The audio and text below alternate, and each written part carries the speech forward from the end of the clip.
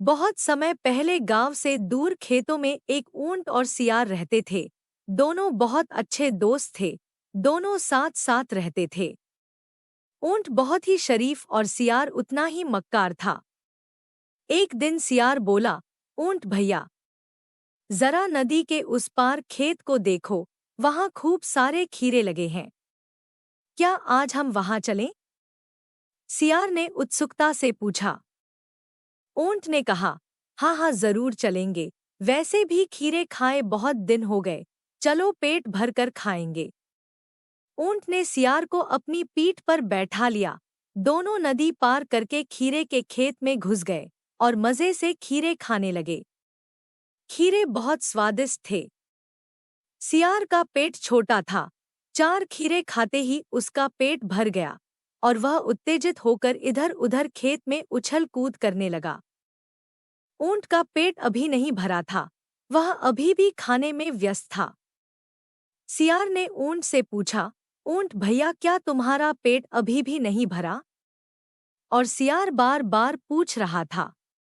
ऊंट बोला, मेरा पेट तुमसे बड़ा है, अभी भी नहीं भरा। थोड़ी देर चुप रहो और मुझे खाने दो। पर सियार को चैन कहाँ?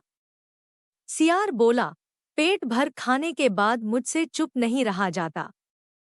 और आसमान की तरफ देखकर हुआ हुआ चिल्लाने लगा। ऊंट ने उसे बहुत समझाया कि तुम्हारी आवाज सुनकर गांव वाले आ जाएंगे और हमें बहुत पीटेंगे।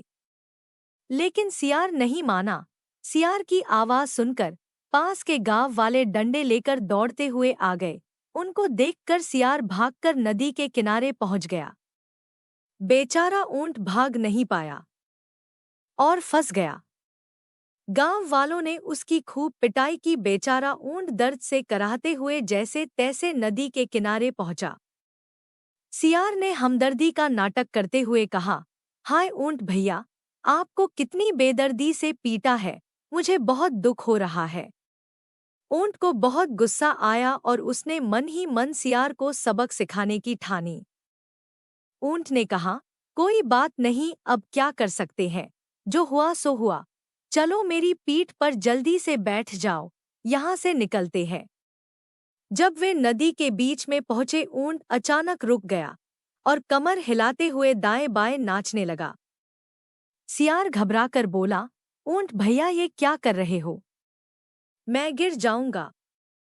ऊंट बोला, मैं क्या करूं? पेट भर खाना खाने के बाद मेरी लौटने की आदत है।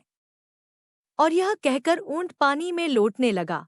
उसके लौटते ही सियार पानी में गिर गया और डूबने लगा। सियार को समझ में आ गया कि ऊंट जानबूझकर मुझे सबक सिखाने के लिए ऐसा कर रहा है। उसने ऊंट से माफी मांगी और भविष्य में धोखा न देने का वादा किया।